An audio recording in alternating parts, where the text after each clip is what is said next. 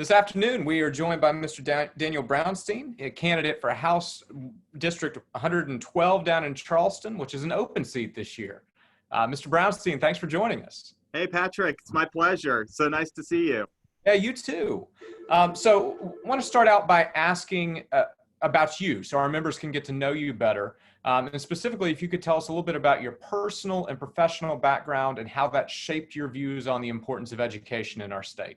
Okay, sure. Well, education in our state is the #1 issue that prompted me to run for this seat. I have two children, a 7-year-old and an 8-year-old who attend Whitesides Elementary, which is a public school in my district, which covers Mount Pleasant, Sullivan's Island, and Isle of Palms.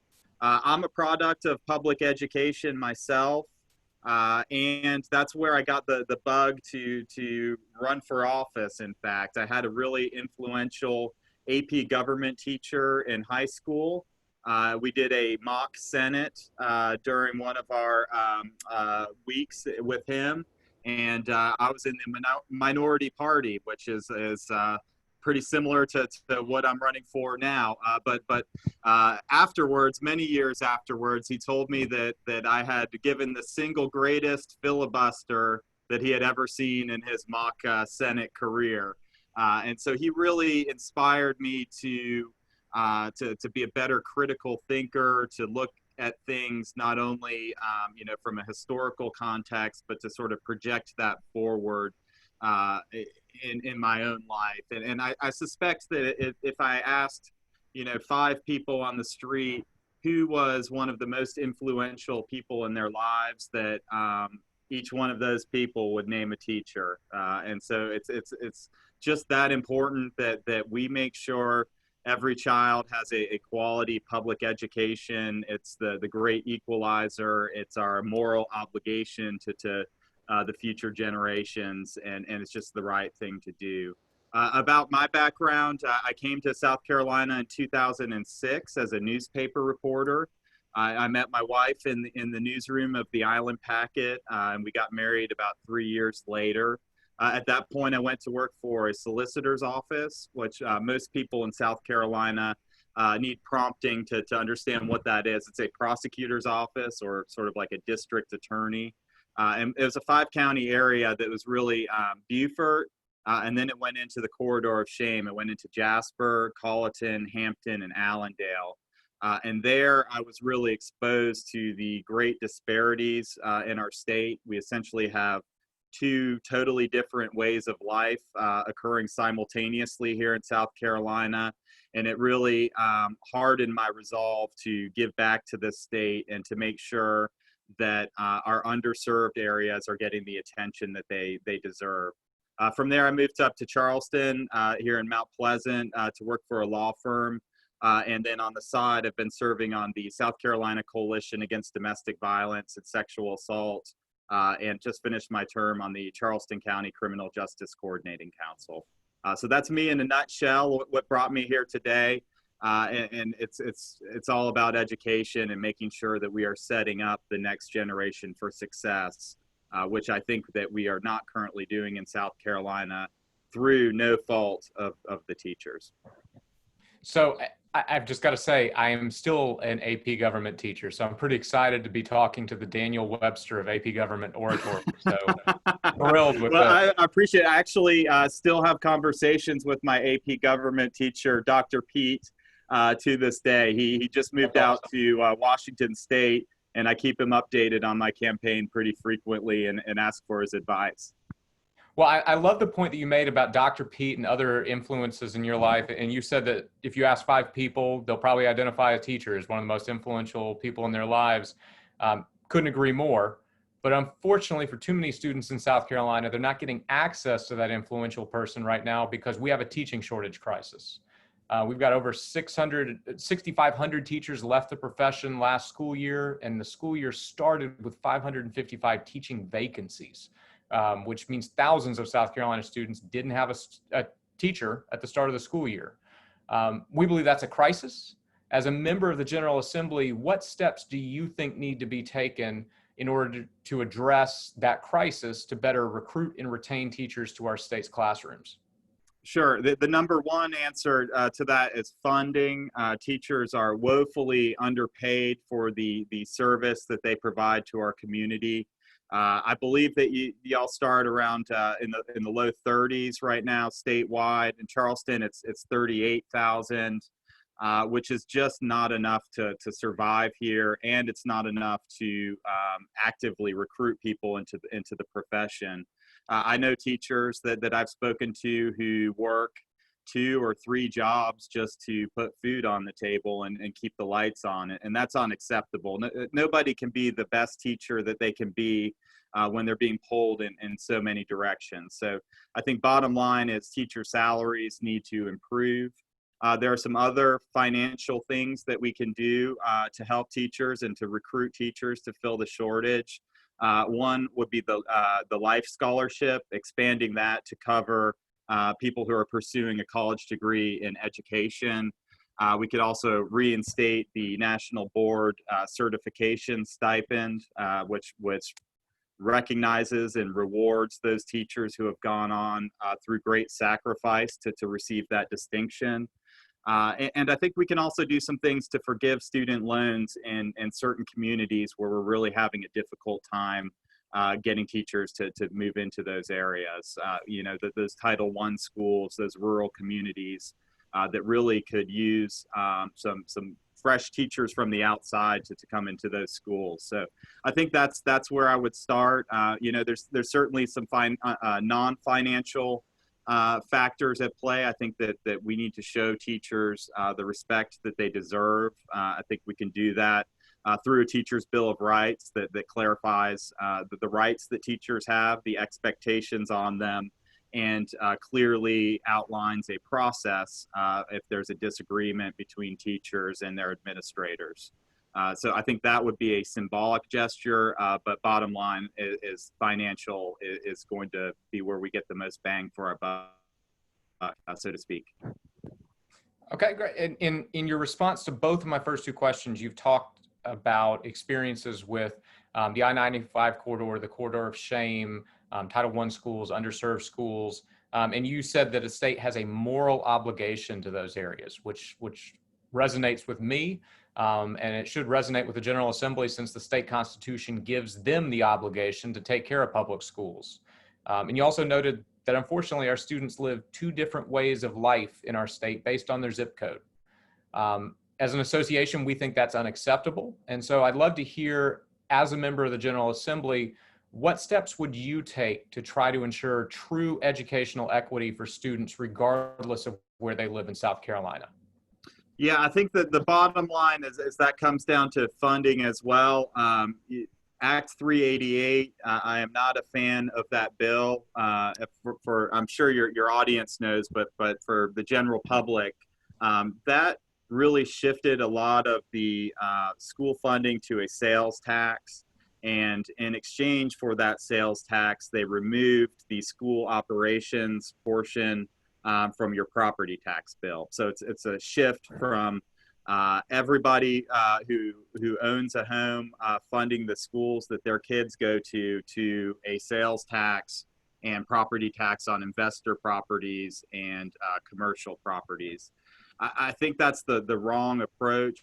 I think that if we are going to have systemic change in our state, it's going to require everybody buying in to our public schools. It's going to take reforming or replacing Act 388. It's also going to require looking at the formulas that we use to divide the money amongst the different school districts. I mean, gosh, those formulas are from the 1970s, before we had computers and internet, and they our state has changed so dramatically since then. So I think that those would be the 2 places that I would start to really equalize all of the schools in our state. So one thing that's been in the news a lot recently with public education was Governor McMaster's decision to take $38 million from $32 million from his available $48 million of federal gear relief funds to create what he calls safe grants, private scholarships for students attending private schools. State Supreme Court heard argument on it last Friday and is determining whether it's constitutional or not. But the governor has said that in the next session, he wants the General Assembly to establish a permanent version of the Safe Grants program through recurring dollars. So as a member of the General Assembly, if presented with that request from the governor or from leadership in the House, what would your response be? It would be a resounding no. Public tax dollars should go to public schools, period. Sadly, I think that the governor's decision to divert that CARES Act money from public educational institutions or school districts to private schools is really a Trojan horse. He's trying to backdoor in a school voucher program. And I simply could not go along with that. I believe the exact opposite. If people want to send their children to private schools and they have the means, or that school wants to give them a scholarship to go there, that's totally great. I support people doing what's right for their families. But when we are diverting public education money away from our woefully underfunded public school districts, we're creating an even greater problem. If you think we have inequality now, just you wait. So clearly it's the wrong thing to do. And I surely hope that the Supreme Court rules against his plan. And I hope that legislators have a backbone in this next session to tell him no. Our schools are going through an intense time of need right now. And anything that takes a single dollar away from a public school district is not good policy. So next session, vouchers are likely to be an issue because of the governor's position, but so is education reform, because General Assembly closed today, and for the second straight year, they failed to pass an education reform bill, which has been a 2-year push now. The House passed a version last year, the Senate passed a version this year, but no consensus yet. So educational reform and ensuring that our schools are meeting the needs of students in the 21st century is likely to be an issue again next year for the General Assembly. If elected, what are the top priorities you would have in the arena of educational reform? In the arena of educational reform, funding is clearly number one. I think it's the root of many problems. It's the root of our teacher shortage, of our class sizes, of the inequality between school districts. It's just clearly the number one issue. Beyond that, I really think that it's criminal that South Carolina guarantees a minimally adequate education. I think we need to step up and say that every kid in this state is going to get a quality 21st century education, and we're going to put the funding and the programs in place to make that happen. And this is something that's very dear to me. My kids are in elementary school, and looking back this past March when I decided to run for this office, it just really seemed like our world was crumbling. Our kids, the schools shut down. It was on parents to educate their children.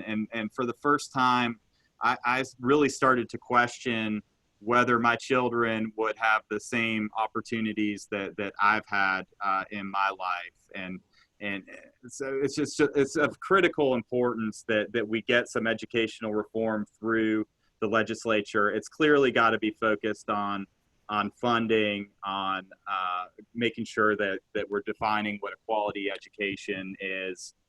We also need to make sure that we're listening to teachers. I think there's an opportunity to reform the Educational Oversight Committee, which has technically 5 educators on it, but if you look at the professions of those individuals, they are not teachers. They are administrators, they are curriculum specialists, and we cannot set effective policy in the state if we're not listening to those who are on the front lines, and that's the teachers and the support staff at our schools. So that would be something that I'm very interested in looking at.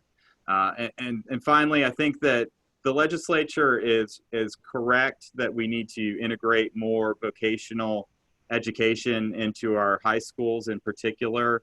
But the way to do that is not to create an additional bureaucracy. It's to work within our existing state school board to ensure that we're giving those children who are not going to go on to college the technical skills that they need to be successful and to get a good paying job, frankly. A lot of those trade positions are in demand and they are solid jobs that you can raise a family with.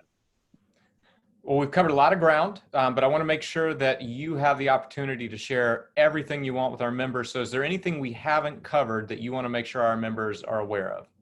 Well, I'll tell you that I am, I found out, I should say, that I am not a good teacher for my children. We did the virtual learning at the end of last school year, and our teachers did an amazing job. But me as a parent, it was very, very difficult. You know, if it took scooping out a bowl of ice cream at 10 in the morning to get my daughter to complete her assignments, I was all in. So I really think that most people's admiration of teachers grew exponentially throughout this pandemic. I know personally, I really see the value that y'all provide each day, and everybody I know says the same thing. I feel terribly about the position that we're putting our teachers in right now. I mean, gosh, we've already lost a few to this coronavirus. Your step pay did not make it at the end of this legislative session. There's no hazard pay. You guys are trying to balance teaching in person and remote. And I really think that we are throwing you all to the wolves and treating you as expendable. And in my estimation, that's not what you are. You are so valuable. I really appreciate everything that you all are doing under these really trying circumstances, and just know that I'm here to fight for you and my children. And there's a lot of others like me in this state who really appreciate the work that you're doing and who have your back. So even when it seems like Columbia or your local school district administration lets you down, just know there are an army of people like me who really value you. We say, just hang in there a little bit longer. Let's see if we can make some change this November and get to Columbia with some fresh faces who really value the impact of public education. It's the right thing to do. It's our moral imperative. And if we want to ensure equal opportunity to everybody, public education is where we start. So again, teachers, I salute you. I wish you good health this year, and just hang in there. You guys are so important. We can't lose you. Well, I know our members will appreciate those kind words of appreciation and the boost to morale. But thank you to you as well for your willingness to serve and lead in our state. We wish you the best, and anytime we can assist you, please let us know. All right, sounds good. And your challenge, Patrick, is you find a student in your class and have as meaningful an impact as Dr. Pete had on my life, and that's making the world a better place if you can do that. I think that every one of our members will love to try to rise to the Dr. Pete challenge. All right. Thanks I can't wait till he sees this video. Awesome. Yeah, please share it with him. All right. Thank you so much. Yeah, thank you.